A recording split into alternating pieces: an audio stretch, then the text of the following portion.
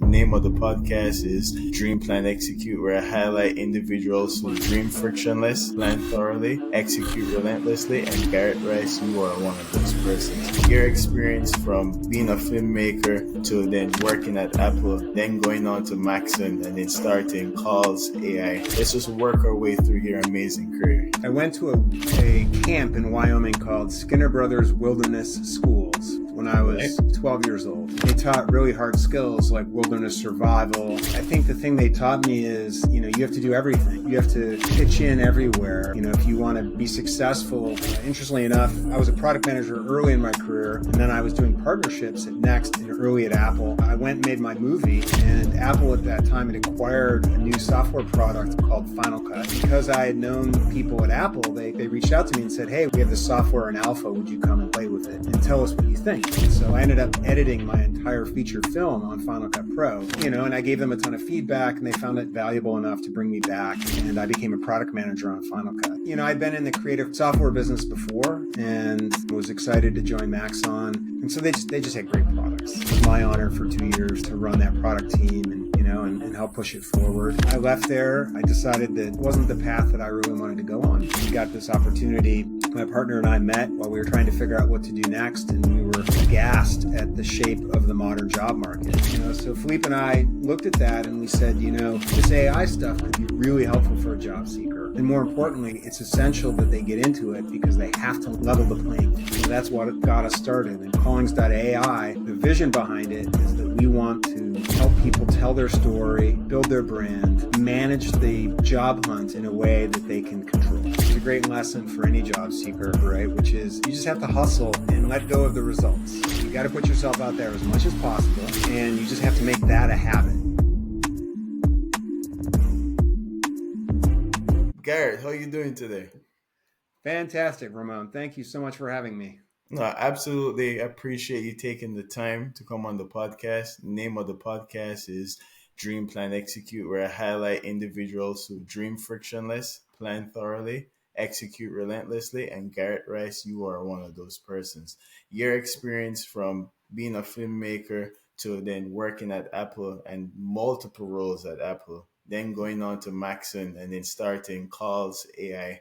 There's a wide range of things you've touched. You clearly have the ability to work with both your left and right brain, and that is not normal. So I just want to go back to little Garrett. Like, what started you along this road? Like, what interests did you have as a kid? And let's just work our way through your amazing career. Yeah, that's a good question. What did I do as a kid that led me to here? Um, you know, I uh, I went to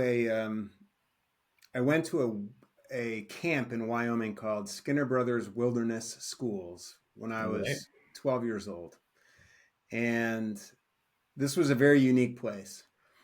It was not all happiness and rainbows and weaving macrame. They taught really hard skills like wilderness survival, Mm. mountaineering, you know, uh, wilderness camping, horse. They had horses there, so you had to learn horse management, packing horses, traveling with horses.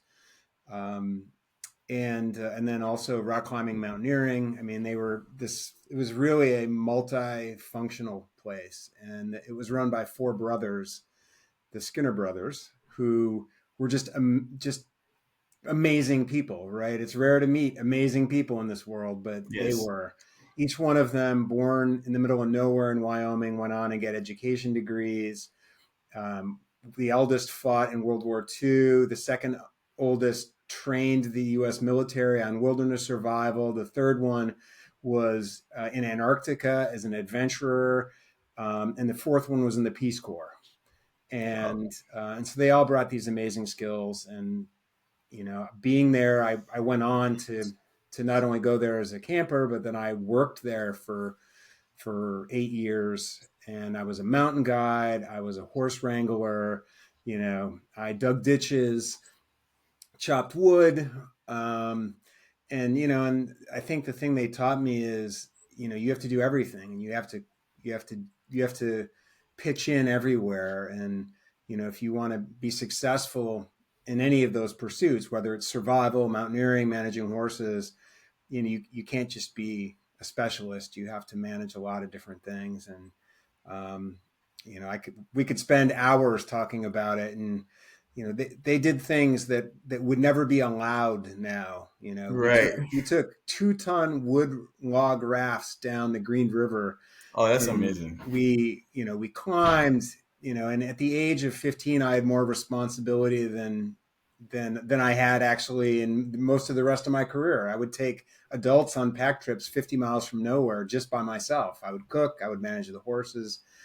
And so it was such an amazing adventure. It influenced my entire life. No, And I can see that. So for this to add some context to that, the experiences like that give the person, I would say, grit and ability to learn new things without being shy about learning new things. So for instance, Jeff Bezos, if you watch a lot of his podcasts, he talks about his granddad, and he used to go to his granddad's farm, and he's like, my granddad did everything. Like if there was a motor that broke down on the truck, he'll just get in there and fix it. A cattle gets stuck in the barbed wire, you got to get the cattle out of it. And he's like, I would just see my granddad just be completely useful in every domain. So, and he's like, and think about farming and the operations of farming and how you learn how to manage. Like managing horses isn't a joke, right? They can kick you, you can get injured. And so there's a that's right. level of stress tolerance that you get early in your early experience that, now it kind of gives a lot of context to why you were able to navigate the way you did and do it with such confidence, because you got so much early on pressure dealing with like being out in the wilderness, knowing that you have to ration food, ration resources, uh, finding a goal. You're starting here, you're going to end up here. Not over preparing, because if you have too much water and it can log you down, and then the water isn't helpful at that time. So you got to Yeah. really like understand how far you're going, resource management. There's so many things you learn such at an early career that it makes sense why you've able to do so many different things, because you have the left and right brain kind of working together. So now with that experience, what led you into filmmaking? That's quite an interesting jump. Well, I'd always loved books. I'd always liked movies. I Okay. loved writing. I was a writing major in college, Okay. and storytelling it's fun. I mean, Yeah. among other things, it's fun, and Right. and so I always have. I can't go in a straight line. I have to have multiple interests so that when I hit a brick wall and something I'm working on, I can go work on something else for a while. Mm. And much in the same way that we were just talking about my experiences in Wyoming, um, you know, a lot of times to solve a problem, you have to bring in a totally different mindset, and so writing it's totally different than working in high tech, and so I Right. love doing that. I always wanted to make a movie.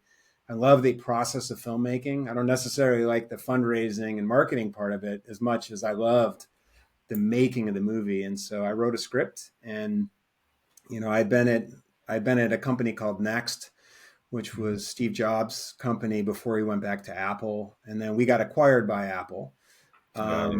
And when I was there for a year, and they hadn't quite figured out what to do with us, and so I kind of got bored, and so I decided to take a year and go and make a movie, and it was called The Surprise Party. You can see it on Apple Music, or not Apple Music, but iTunes, and it was a fantastic adventure. And That's amazing. that's the thing that I think is most interesting about life, is when you go on adventures. Not all of them become profitable or whatever, but Right. you learn a lot along the way. And I made great friends. It was fun. I went to a whole bunch of film festivals. Went to Italy to try and sell it at a film market. These are just all great experiences. And and I still write, Mhm. and would love to go and do that again sometime. But Well, I'm gonna have I to got pick your I got caught brain. up in this startup, Callings.ai, and so maybe that'll be my next adventure. We'll see. Well, listen, I'm here for it because I actually spent a couple of things that I didn't even realize I was going to do this, but I spent some time writing a script. So it kind of I, when I saw that, I was like, this is interesting, and I love storytelling. So before I even got into construction management, right? I initially, so a lot of stuff that you've done, I have a lot of interest in. So let's just start from the beginning. Oh, that's great. I wanted to be a designer in the sense of a game designer. But growing up in Jamaica, Jamaican and Caribbean parents don't want to hear anything about designing any games at that So wait, time. you were born? Did I read that you were born in Russia?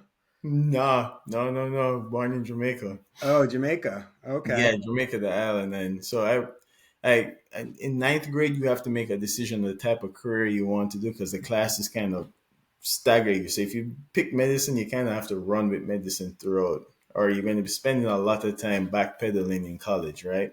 And so it comes to this ninth grade pressure where you're like, what is it that I want to do, right? With myself, my career, etc.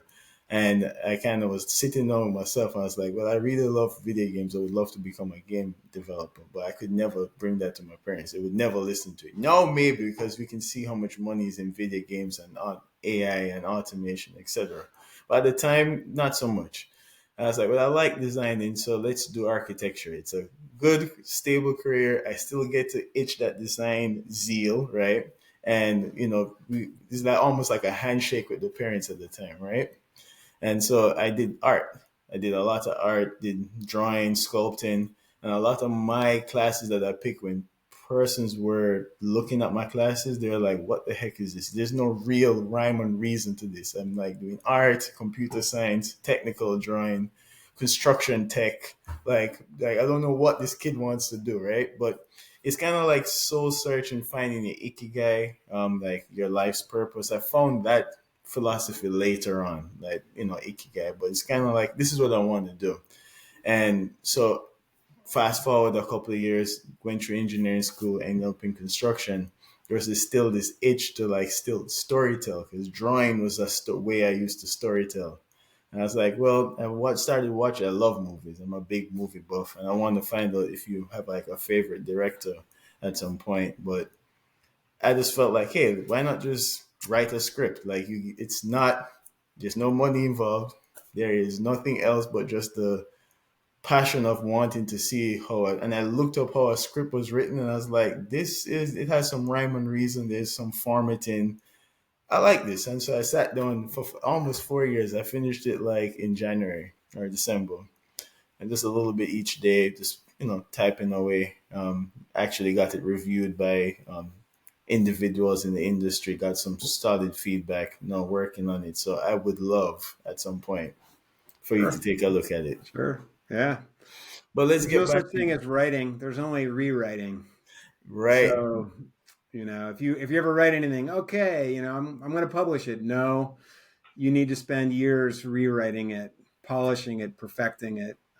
But I thought the Mount Everest was getting the script finished, but the Mount Everest that I realized that was just base camp. Actually that is just base getting camp. it polished, and the amount of rewrites or plot holes or things that and the tension you need to build in a script for it to really like continue throughout the journey of script writing. But I find that, especially now that you're explaining this, it kind of makes a lot of sense that storytelling has been a key component of your life as a Yeah. writer.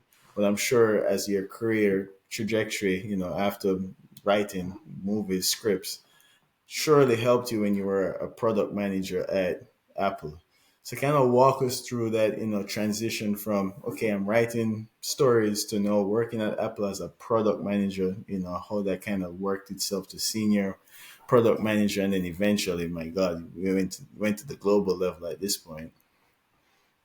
Yeah. So my English background's, Hmm. in college, and that was and theater as well. Actually, I mean the liberal arts, right? Nobody wants to be a liberal arts major anymore, but my belief is those were the most valuable skills I've ever gotten, by far, by far. I went to business school. I have an MBA, Right.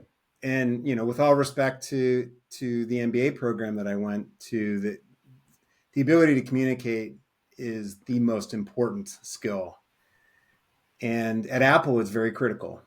Being able to communicate is really, really important at Apple to be successful. And so that's one of the reasons I liked it. It's the kind of place that it isn't enough to just build something and throw it out there. Apple is very persnickety, and that you need to be able to communicate the what, where, when, and why. You need to be able to present it, out into the world, Right.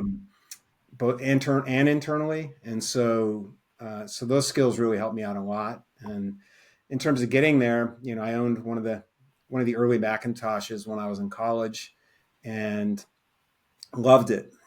And it was probably the first product that I ever loved, because it was so functional, so useful, and yet at the same time, it had so much surprise and delight. Sorry for Right. my dog making Oh, noise don't there. worry about it. And most products aren't, right. You get a product and they're disposable, but Apple then and now makes products that you can't help but smile a little bit about them every time you're using them. Right. And that's the key to a great product. And so I loved that. And I got involved in, interestingly enough, I was a product manager early in my career, and then I was doing partnerships at Next and early at Apple. Hmm. I went and made my movie, and Apple at that time had acquired a new software product called Final Cut Pro. Great company. The first version of Final Cut, not the Final Cut 10 that they have now. And because I had known people at Apple, they reached out to me and said, "Hey, we have this software in alpha. Would you come and play with it and tell us what you think?" And so I ended up editing my entire feature film on Final Cut Pro. I believe I'm the first person to have ever edited a feature film on Final Cut. And and I gave them a ton of feedback, and they found it valuable enough to bring me back. And I became a product manager on Final Cut. And we worked on that, and that was a hugely successful product because it had democratized video editing at a time when video Right. editing was very expensive. I think at the time an Avid seat was about $100,000, and Steve Jobs' pitch for Final Cut Pro was $100,000 editing system for $1,000, um, and so that it was great. And Apple's all about continually improving, perfecting their products. And that was the lessons that I learned there is the iteration, the necessity of iteration to build something great. And by the way, it's interesting because we were just talking about screenplays and the fact that you Right. write them. It's the same. It's a lesson that works, across the board. You can't just sit down and write a screenplay and make it and win an Academy Award. Everybody dreams of that, but the very best screenwriters oftentimes will work on a screenplay for years, and they're still tinkering with it when it's getting made, and somebody makes a suggestion where they finally crack the problem they've been trying to solve for all those years with some scene. And it's a very arbitrary process, and I think product building is the same. Right. And I suspect there's some even some aspects of that in the construction field. It's different though. That's a nuance, and there's so much things you said I want to touch on, but like the product development and project management, they're similar and different because there's a lot of, I like the word you use, tinkering, right? So there's a lot of app play, and of course your product eventually evolves over time. So there's a very agile approach to it where you're adding value as it continues. Construction is a little different because it's like you have this time period of 6 months. The cost of the labor is allocated for 6 to 8 months, right? You have a schedule. This is what we're allocating this team for this moment, and it's a blitz, and it's like get everything done. There's not a lot of time to play with this. Let's make sure it's ironed out on paper and just grind it out. And if there's an issue that come up, needs to be resolved right now, move on. And it's a lot more militant than like putting together a play, right? And so it's very much so like the times where you will get the tinkering would be, say, for instance, estimating. Like you're estimating a job, there's an art and a science to it, right? Yeah. There's like, well, how do we budget for this cost? So that's where tinkering would occur, or a product that is built for construction, right? So like, Well, there's a construction is hardware, right? What yeah, you're describing is also true in the hardware side of high tech, got you, got right? it. Which is, once you bake a product, a hardware Like, product, you can't, it's very difficult to update it or change it, right? right, So right, you can write software for it, but the core elements of it are fixed. And so it's right. much more unforgiving. I suspect that's true for a building too. Yeah, yeah. You can't That be like, every we put the elevators in the wrong place. Let's go back in and fix that. no, you're, you're, every fix is a cost, and everyone's trying to find out who's going to pay for the cost, right? So it's like, is it the owner's cost to carry? Is it the GC's cost to carry? Is it the subcontractor cost to carry? How was it procured? Who owns it? That's where like the tinkering, it kind of gets swept out from the execution side of construction. But you're right, like further upstream where you're like designing, right? You're building out the product, trying to figure out what. And it's funny, I think in construction, like you have project managers, right? But your program manager who manages projects have more of that play with the client because they're there earlier on in the stream, right? They're there with the client trying to figure out, so do you want a 3-story building, a 4-story building? Let's do a bunch of iterations to see what that looks like, the rendering of it. How can we add value at that point? But you're right. By the time it gets to project management, no, it's like, here's your schedule, here are the guys, blitz, and let's get this done. So no, Interesting. and they're like in parallel and different at the same time, which I love about it. I'm curious because I want to get back to your storytelling aspect, and you actually executed a whole movie on Final Cut, which is amazing. Like that alone. How did you go about procuring funding? I'm sure you had to pitch to personnels about that also, right? Yeah.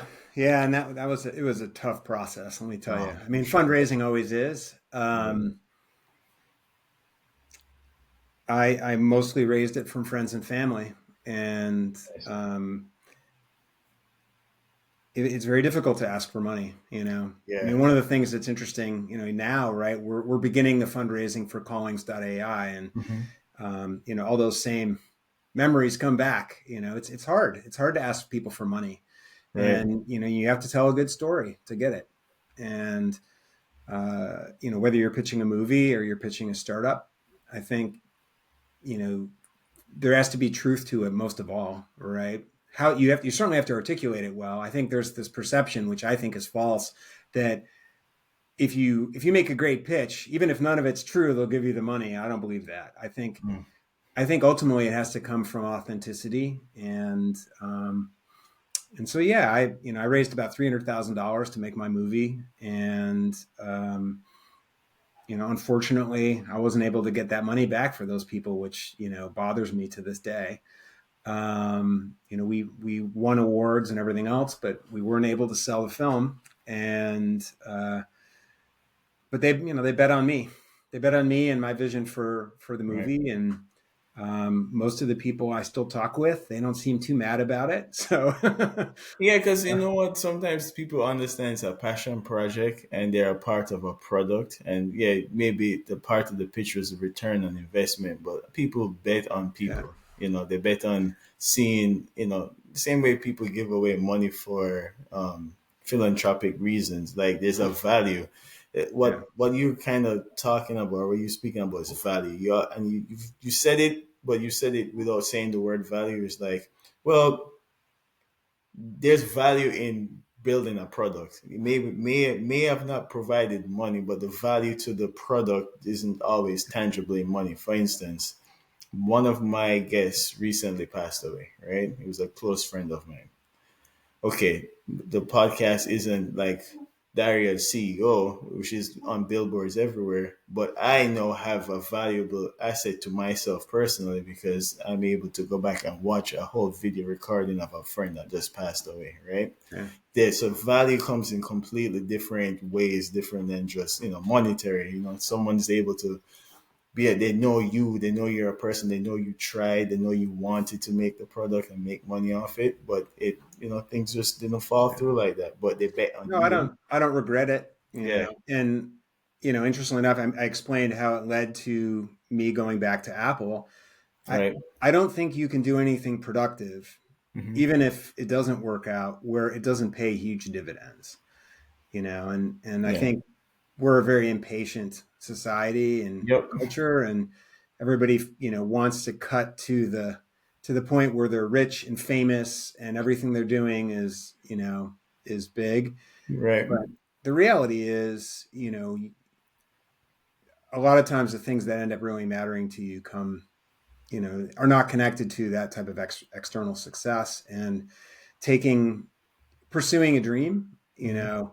there's nothing negative about that ever for anybody. Right. There just isn't. And uh, one of my favorite quotes, my dad gave me a poster that says this, and I still have it on my wall. He gave it to me, I don't know, 40 years ago, and I still have it. And it's only he who risks is truly free. Mm. And and that, I think, that speaks to me, because it's exactly what we're talking about. You gotta go try it. You gotta put yourself out there.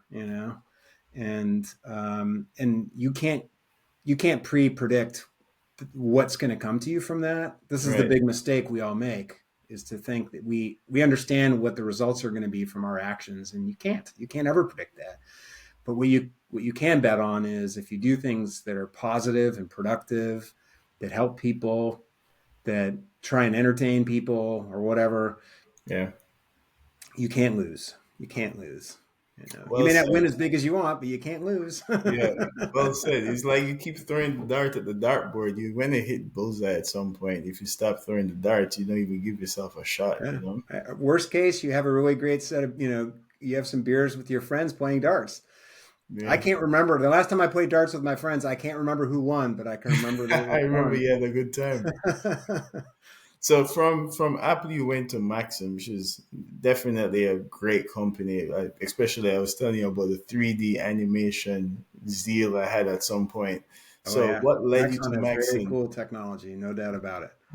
What led you to Maxon, and then build transition to your approach into calling AI, Callings AI?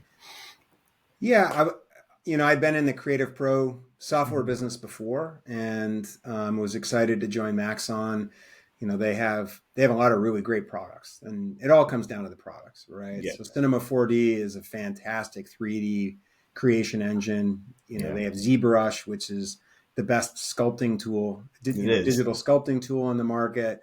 And they have the Red Giant products, which are used extensively across the video and graphic design business.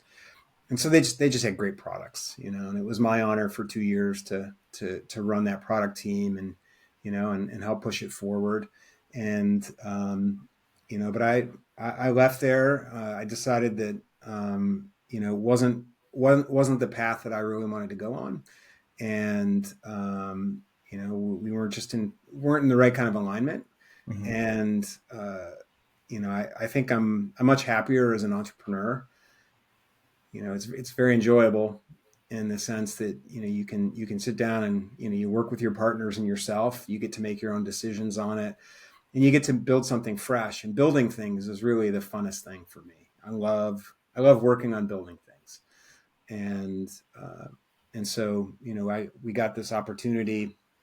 My partner and I met while we were trying to figure out what to do next, and we were aghast at the shape of the modern job market. Things have Right. changed dramatically just in the last 5 years. And I've talked Yes. about this before, but what I call the modern job market is totally different than what any of us have experienced ever before. And the reason why is technology, the pandemic, Zoom, remote work, hybrid work has fundamentally overturned the labor market. It used to be that you couldn't apply for a job that you didn't live near to. Right. Now, every job is global. You're competing against everybody in the world for every job. Companies are seeing countless numbers of job applications for every opening. It used to be that the only people that applied and lived close enough to actually go to work there. And now they're getting resumes from all over the world for every role. And so it's much more competitive. It takes longer. You have to work harder. You have to apply to more jobs. I'm not pleased to bring this news to job seekers, but it's important to understand the reality and not fool yourself. Agreed. And that's where we're at. And AI is coming, of course. Actually, AI is here. 84% of hiring companies now use AI at some level in their HR systems to Yep. help them evaluate Looking for candidates. keywords, I'm sure, right? And For the so, so Philippe and I looked at that and we said, this AI stuff could be really helpful for a job seeker. And more right, importantly, it's essential that they get into it because they have to level the playing field. If they right. don't level the playing field, then they're at the whim of technology and processes out of their control. And so, what got us started. And Callings.ai, the vision behind it is that we want to help people tell their story, build their brand, and manage the job hunt in a way that they can control. And that involves managing all the different steps in the job hunt, right? So the average job seeker uses 16 different tools for their job search. That's not tenable. They can't do that. You can't manage that. And so we talk to job seekers. They have their own spreadsheets that they've built to track all the jobs they're pursuing. They're frustrated with that. They have tons of notes of what's happening with their job search. They can't manage that. They have folders and folders of custom resumes and cover letters on their desktop that they can't sort through. They can't figure out how to write a cover letter fast, because it used to be you'd apply to about 20 jobs, maybe at the high end, to get a job. We are now talking to people with 10, 15 years of experience and amazing backgrounds who are applying to hundreds of jobs and getting ghosted for most of them, not even considered. And so you have to be prepared to manage a volume sales funnel for yourself. And that's what we built. And we continue to work on, and we have some stuff coming, which we think is going to fundamentally change how the job market works. What we have today for job seekers is a product that manages all the steps in the job hunt. And, we're pretty proud of being able to pull that together in about 18 months. And, we've got hundreds and hundreds of customers now that are on the platform. And, we really have just starting to launch it, right? Which is why I'm talking to you to get the word out about Callings.ai. I love it. But it's been a blast. Here's No, the thing. I don't ever wake up feeling tired. I don't look over my shoulder. The downside of working for other people is you're at their beck and call. You don't get the final say in yeah, decision. you don't get to Your dictate own terms. business, you do, and that's a blast. And so we're having fun, and we're hopefully helping people too. Well, you know what? I love the name, and I love how it ties back to your initial onset of your training early on in your high school. Because think about it, callings is like you're trying to help someone find their calling, right? And so, and you went on your journey and found your calling. And so, also, you used to be a guide, so you're used to helping people get to a destination. So, these are these life yearning things. I think what I know you're working on, or you found why you're not tired, is your ikigai. You're good at it. Clearly, you're good at it. The world needs it.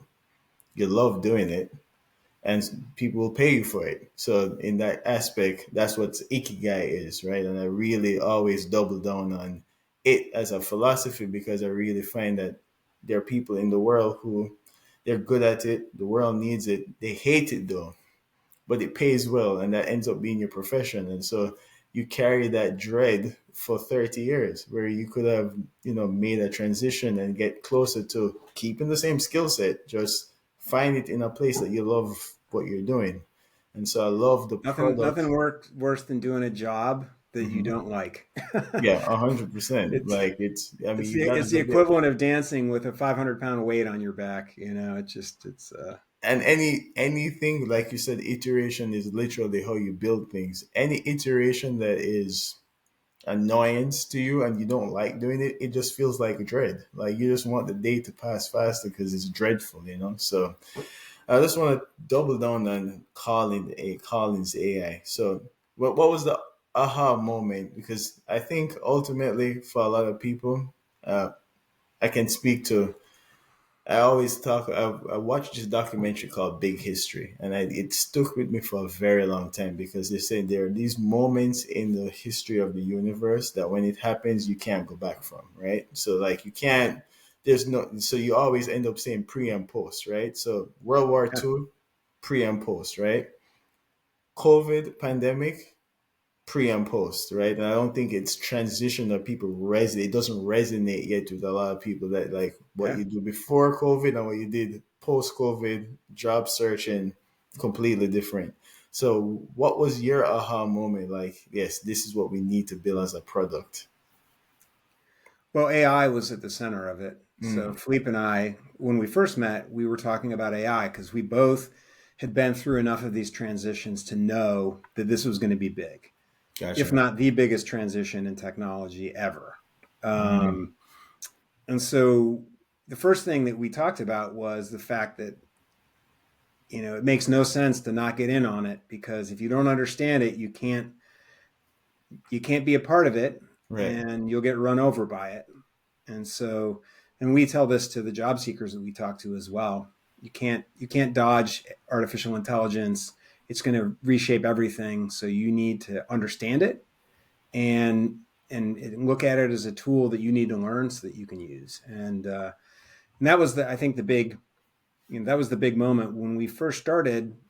ChatGPT wasn't even out yet, and Mm, uh, but we were tinkering around with some of the stuff that was out there, and Philippe had started using it to automate some of the work that he was doing on his job search, and he showed it to me, and it was just, it was very clear that this was going to be the future.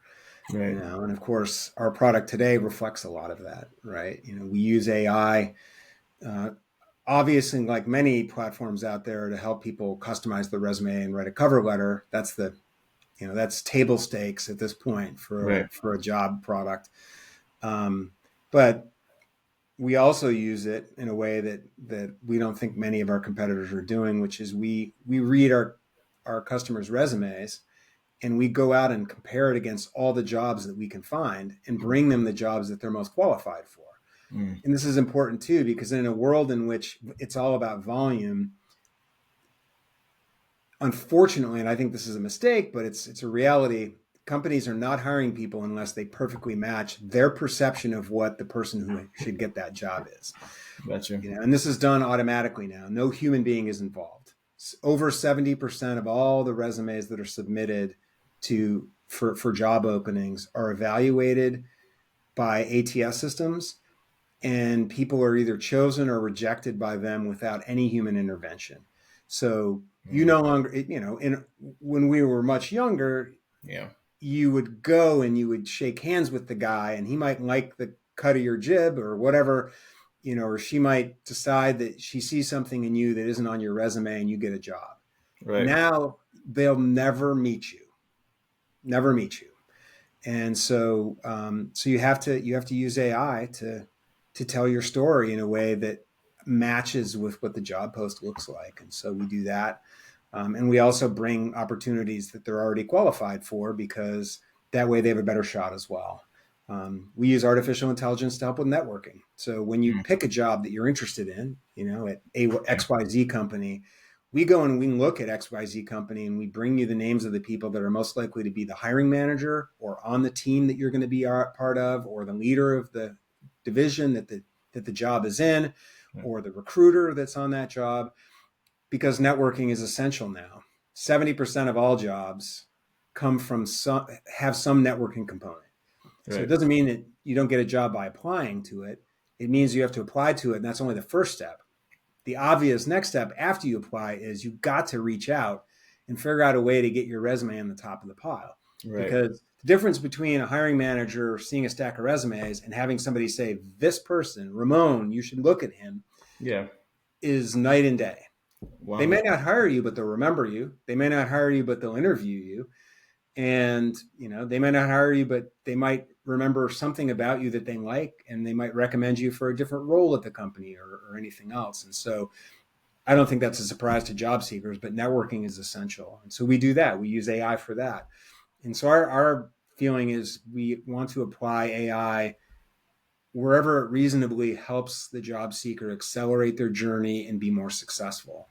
And and that was visible early on just by the early prototypes that Philippe was making. It was like, wow. And working at Apple, one of the things that I always liked about it is politics played a very small part in Apple. What played the biggest part was whether or not people got excited about something, a technology. If you were excited at, say, some small developer brought you an app that they built for the App Store, and Right. it made you laugh out loud when you saw it, you would show it to everybody else inside of Apple. You'd take it over to the App Store and say, "Oh my gosh, this is great!" Right. Angry Birds, look at this, and and they would get excited about it, and only that reaction, that surprise and delight, would lead to success or failure. Right. And I always felt that that's the right way, right? Because you know when something's fascinating and interesting. Yeah. So we saw that with AI early on, and of course I use ChatGPT every day and all these other tools, and they constantly have me laughing.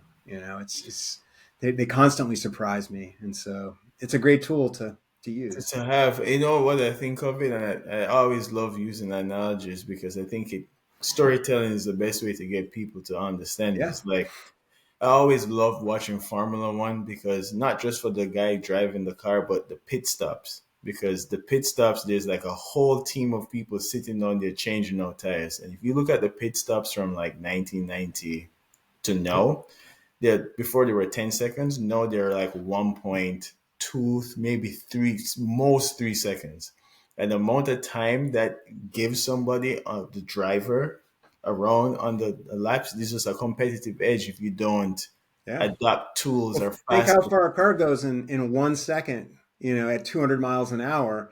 So you're pretty far behind at even 1 second when you pit stop. So Right. And so, like, if you have, say, two candidates, right, one not using AI, which is like not making your pit stops faster, and someone who is over the yeah, period of a year, a compounding time, the percentage that this person is going to get job offers over that person who's not yeah. it's exponential. It's just on that alone, you know that you need, like pre pre AI and post AI is two different things. You gotta, be able to be nimble about it. Now, a slight warning to your audience: you must use AI if you're going to enter the 21st century. 2025. You must use AI. Don't use AI to tell a dishonest story about yourself, Mm, because that will be immediately discovered. Right. The value of AI is to help you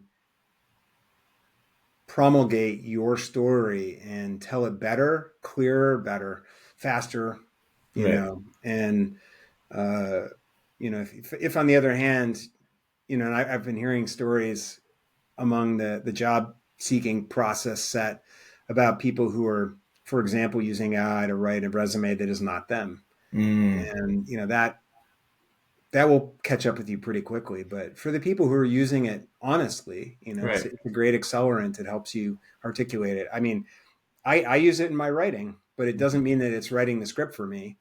right, What it's doing is it's a great sounding board. It's great for the what I call the blank page problem, right? mhm, Which is the most agonizing thing ever for anybody, whether you're writing a cover letter or a screenplay. right. You sit down to the empty word processor. Oh my God, that's so painful. And and and honestly, AI is fantastic for that, because you can start, maybe you have an idea for a story. You can enter it in and Yeah. explore it. It will ask you questions to help you flush out your story. And so, it's just a fantastic tool. Yeah, and I think that's like the same thing. Like when word processor came around, persons would use it, to write a resume that's not them. No, if you have that intent in your heart, it's just going to make you do what you were going to do faster. So, right, if you're an honest, genuine person, you're going to be honest, genuine with the product, right? If you're not an honest, genuine person, you're going to be not honest and genuine with the product. So the product is there, and it's the user and how they interact with it that really warps it, And so, yeah, having a tool like Callings AI for someone searching. So for myself, when I left college, I left with 8 offers, right? And so I know my senior or my program manager at the time would say the department had called me into the office. He's like, Ramon, your GPA is like not terribly. You have a 3.2, but you're not 3.9. I'm like, I know guys with 3.9 GPAs who are not getting nearly the same amount of offers that you did. And I literally had a system. I had an Excel sheet. I would apply. I would write it down in the Excel. But ultimately, like, it was much easier at that time Yeah.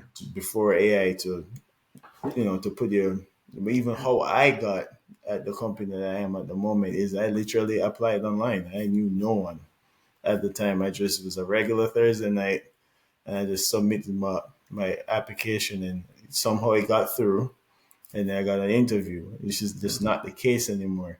But I did tell people all the time that regardless of you applying, it always helps having someone on the inside. And there are incentives for the person on the inside that if they bring in a good candidate, they get referral bonuses. A lot of companies do that. So Yeah, it's that's not right. like you're hurting the person. If the person like knows you and they can take your resume and they put you to the top of the pile, it's in their incentive to do so. They're getting a bonus for it, right? If you are a good candidate. No one's going to do it if they don't believe in you as a person, right? Yeah. Because they're also tying their reputation at work to you actually executing what you're saying you're going to do on paper. So they're going to be conscientious as who they bring in front of people. So Yeah. yeah, tying. I always It's tell it's people, a volume business there too, right? yeah, And most people, it's hard to reach out to people. hmm, Um, you're afraid that you're inconveniencing them, right, that they'll be judging you. You don't know what to say. You don't know how to ask. right, As if it's surprising to the person you're calling, right? hmm, But it's a really valuable skill to pick up, especially for job seekers, which is to let go of the results, right? So if you find a job you want, reach out to as many people that are connected to that job as possible. On a percentage basis, at least half of them will ignore you, ghost you, right, probably more like 90%. It doesn't matter. They're not rejecting you. They don't even know you. right, And you just need to work it. And I think what you did, Ramon, when you were coming out of school is a great lesson for any job seeker, right? Which is you just have to hustle and let go of the results, yep, right? It's you got to put yourself out there as much as possible, and you just have to make that a habit. And by the way, that's true for raising money for a movie. That's true for trying to get your screenplay sold. That's true for getting a job. That's true inside of a company, which is you need to keep putting yourself out there. You got to keep chopping wood, and and just make that the practice. And mm, that's really what Callings tries to do, right? So everything about your job hunt is managed in one place on our platform, and we can't make it that you can get a job by applying to one job. We cannot make that happen. right, But what we can do is allow you to identify all of the jobs that you're interested in. Maybe it's going to be 100, maybe it's 200, and make it easy for you to track all those jobs in one place and then do all of the steps, right? And so the steps are pretty straightforward. First and foremost, you have to understand where you're going and what you want to do, right, right? Because there's an old expression, right? If you don't know where you're to go, you'll end up anywhere because yep. you don't. And maybe I'm misquoting that, but it's something No, like it's on point. that. Yeah, The second thing is you have to find opportunities that match where you want to go, right? And again, we use AI to do that, right? We look at your resume and we find opportunities that match you. You need to prepare and research those opportunities so that you don't go into a blind alley or you don't pursue something you're ultimately not interested in. And you certainly need to know as much about it as possible for the opportunity to talk to somebody about it. Because if you go in and apply to a company like Apple and they ask you questions about Apple and you don't know it, you're out. right, The assumption from experience there for almost 20 years is you better be a huge fanboy of Apple and know everything there is to know about those products, or they're not going to hire you.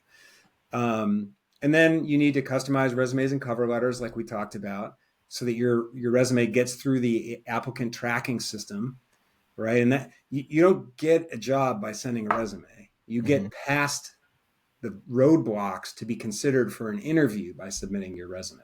That's what the application is. And so you have to have the resume and your cover letter customized. So when the AI or the keyword searching system that they have looks at it, it says, yeah, this person's qualified, and then they move you on. Right. So you have to customize for that. And then you need to apply, and then the networking begins, right? And you need to find the right targets. You need to reach out to them. And there's two types of networking. There's networking for the job you're pursuing, but there's also networking for all the people you know. And you have to put the word out to them, hey, I'm looking for a job. And that's hard. It's really hard to do that.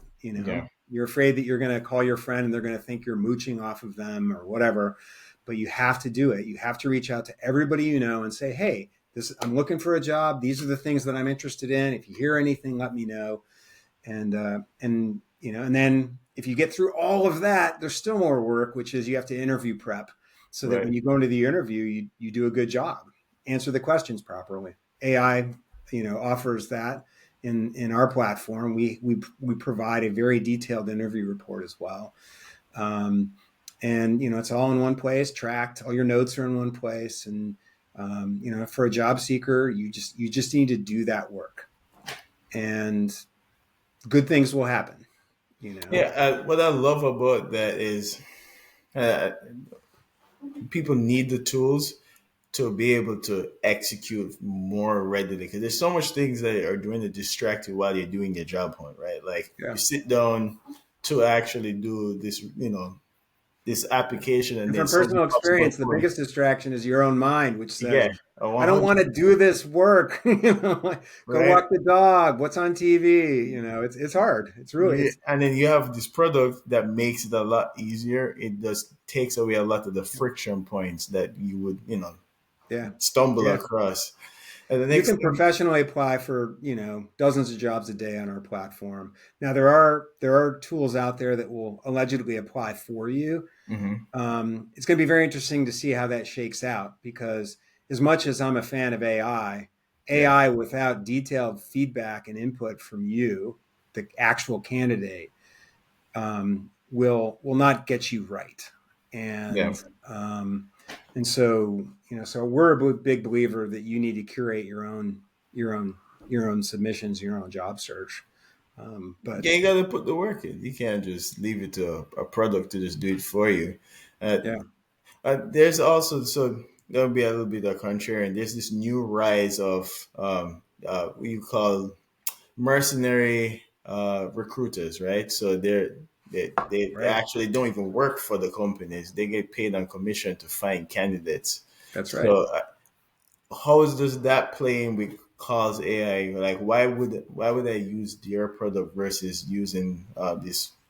I get outreach in LinkedIn from a recruiter I don't know.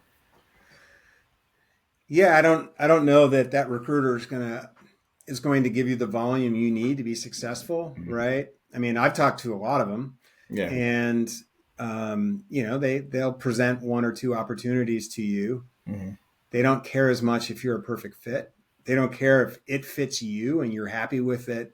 They're selling that product. I mean, I do think recruiters are essential in this process. In fact, I think, one of the sad things is that companies are getting rid of recruiters in favor of this systematic AI approach. And I don't know, without having those recruiters to train the AI, I don't know how you're going to get good candidates. But, I think everything is worth trying if you're looking for a job. And, what I'm not aware of is a recruiter that will present you to, dozens and dozens of companies, right? They're not your agent. Right. They're not trying to find a role for you. You're not paying them. Maybe that's a model that's coming, but generally they're looking to fill a role, and you're either a good match or you're not. And our platform could tell you that. If they present you it, you can upload that job post right into our system, and we'll give you a rating on whether or not your resume is a good match for that role. Um, so I suspect that there's all sorts of different angles you can take on the job search, Right. but in talking with literally hundreds of job seekers, it all comes back to managing the workflow process and doing the work, and and having the quality to do it. And so uh, we'll see. We'll see. We'll see. Yeah, no, it's definitely a bright future, and I love like I said, the product itself stands alone for what the value that you're trying to bring to a candidate, which is give them more tentacles, give them more Yeah. opportunities that they can reach out to. That Yeah. is And outside. I mentioned trying to figure out what you're going to do. Right. We have a beta feature in our product that is very powerful, which is we read your resume Hmm. and look at your background, and then we proceed to ask you a number of questions about yourself. And Yeah.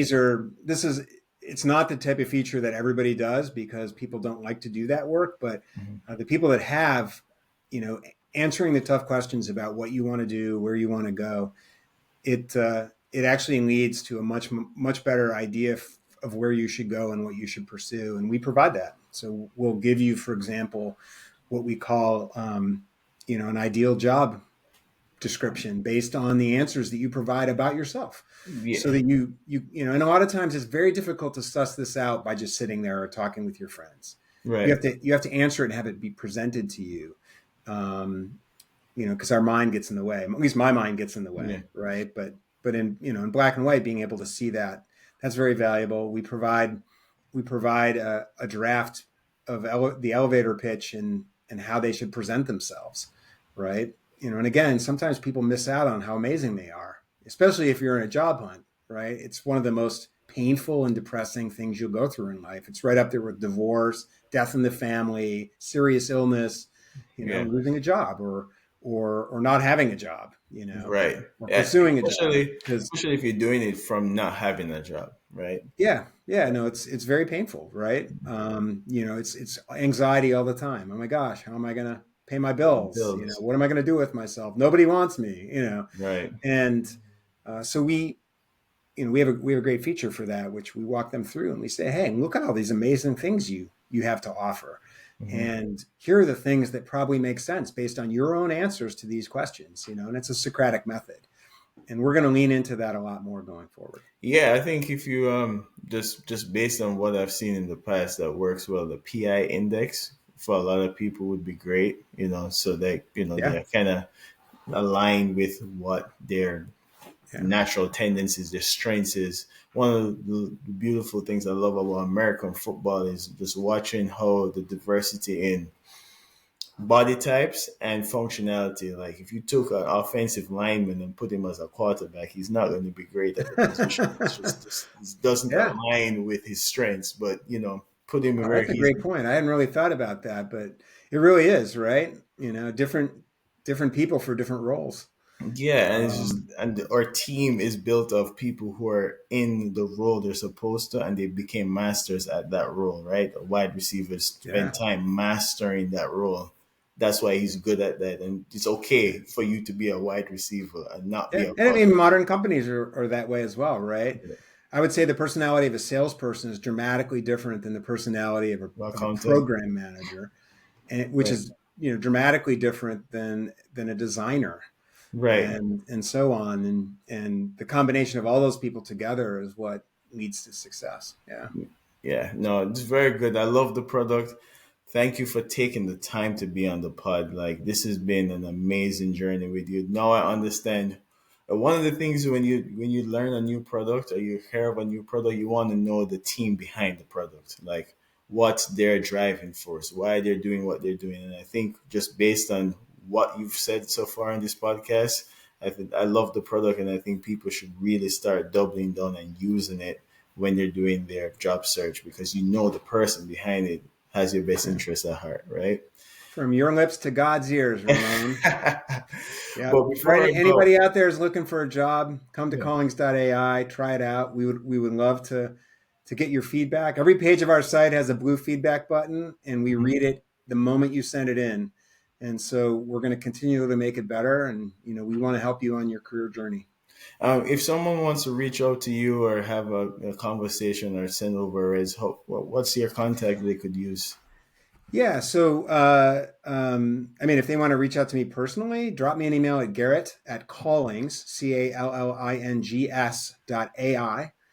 Our website is Callings, CALLINGS.ai. And you can go there and sign up. It's free for the first 14 days, and it's free to find jobs and to track jobs.